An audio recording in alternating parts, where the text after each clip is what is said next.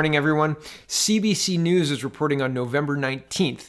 Canada reverses UN stance on Palestinians in break with US over settlements. Canada voted for a UN resolution on Tuesday in support of Palestinians' right to self-determination. The vote marks a major departure for Canada, which has declined to support substantially the same resolution through 14 consecutive votes since Stephen Harper came to power in 2006.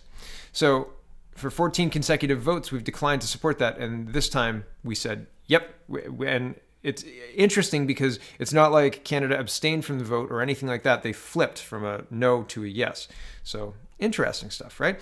A significant reversal. The vote represents a sudden shift in the direction of Canada's policies in the Middle East, which began to drift toward a more pro-Israeli stance under former Liberal Prime Minister Paul Martin. The trend accelerated dramatically under the conservative government of Stephen Harper. There are 16 UN resolutions on the Israeli-Palestinian conflict that come up every year, dealing with issues such as sovereignty, refugees, East Jerusalem, human rights, settlements, and holy places. All of them are passed by overwhelming majorities while being opposed by the United States and Israel, which are sometimes joined by a handful of other nations. Those other nations typically include an assortment of Pacific islands, none of which can boast the population of Kelowna, BC, and Canada.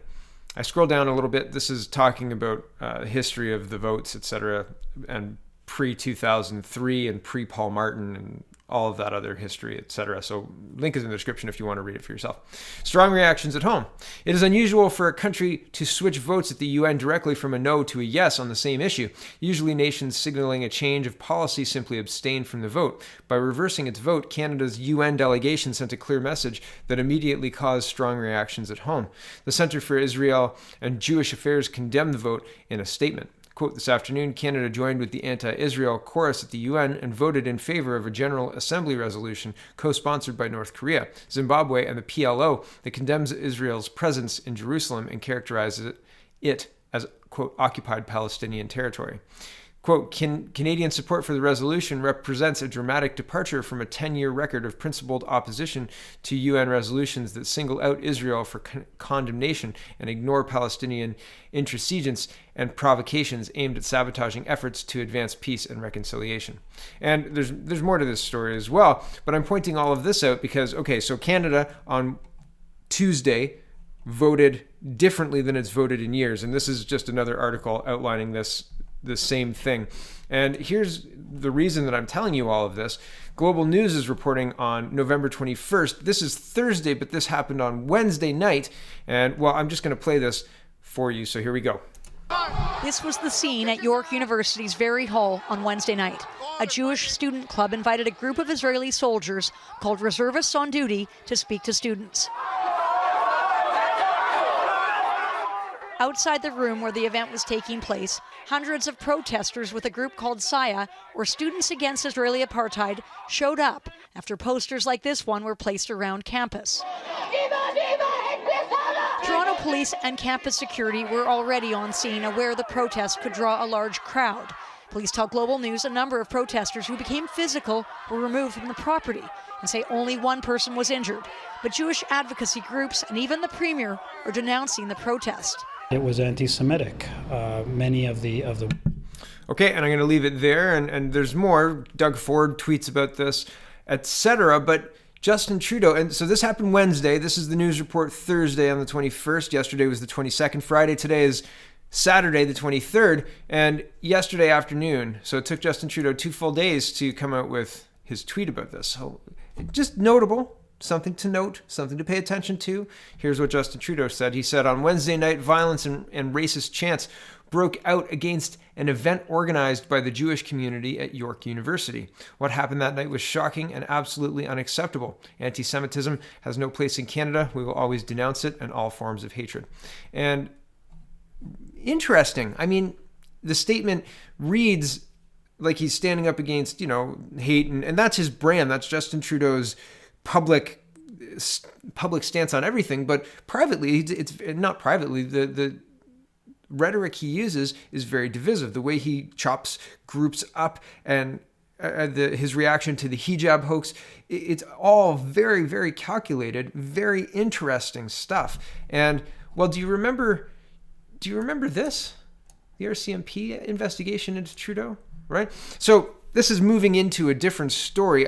So the Israeli vote and the York University protest are vastly different events. They're not related as far as I understand it. But the timing is really interesting, right? It's worth noting. Just like the length of time it took Mr. Trudeau to tweet about it. It's interesting to note, and I think it's worth pointing out. Okay, and do you remember this? Just before the election, September 12th, the writ dropped on September 11th.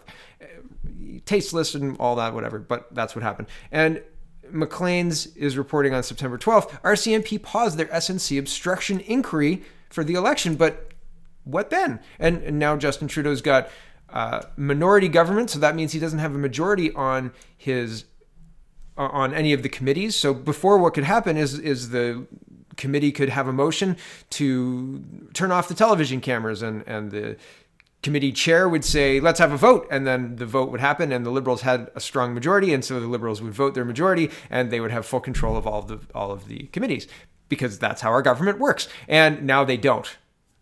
Right. And so I wanted to show you guys this. And again, this is the moving on part, right? This is Pundit Class, and he's tweeting, it seems like Trudeau is setting up Chrystia Freeland to replace him when the RCMP announced an investigation into criminal obstruction of justice. And, well, the criminal obstruction of justice is the SNC Lavalin and Jody Wilson-Raybould and all of that associated stuff. You can watch my history, my back catalog, as long as it's still available on YouTube. My subscriber count is going down now. So I think they're going to make a case that I'm not commercially viable. So while I'm still on YouTube, you can check it out. After that, you can check me out on CanadaPoly.com. And I'm still looking for a new home. It doesn't look like ThinkSpot's going to be it. And maybe Gab. Somebody suggested Gab. I'll look into Gab. Can you upload videos to Gab? I'll find out later. But back to this. Chrystia Freeland was elevated to the deputy prime minister position, which hasn't been used historically in modern times. As far as I can remember, Mr. Harper, I don't think, had a deputy PM, and neither did Mr. Trudeau in the last term. There was the leader, Bardish Shagar. She was the leader of the House in the House of Commons, like the leader of the Liberal caucus.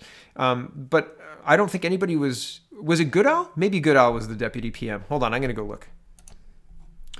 Yeah, so here's the history of the deputy prime minister. Joe Clark's government did not have a deputy prime minister. Here's Wikipedia.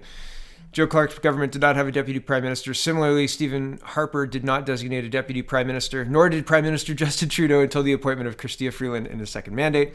And similarly, no deputy prime minister had initially been named in the cabinet of incumbent Prime Minister Justin Trudeau. Ralph Goodall was deputy leader of the party and had been ranked first in the order of precedence. So there's a pecking order if the prime minister is unable to do his duties, and this was done by Prime Minister Harper during his time in office. And I'm not going to read it to you because it doesn't really matter, but just fundamentally there was a line of succession for who's in charge if the prime minister is unable to do his duties or her duties.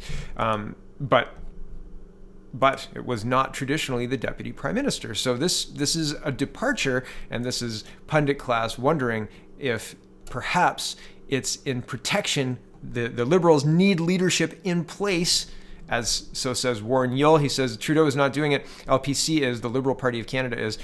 Thus, all the lead-up media about appointing Freeland as deputy prime minister. If Trudeau has to leave, they need leadership in place. And I would definitely agree with that. If Trudeau's taken down, I mean, he's the Liberal Party. His face, his personality, regardless of whether you like him or dislike him, just as polarizing or maybe more so than his father, he's the party. And if he goes down, I mean, they're grooming and have been grooming Freeland for a while. I mean, that's why she had the foreign affairs minister. That's why she's deputy PM now, because if Trudeau goes down, she's it.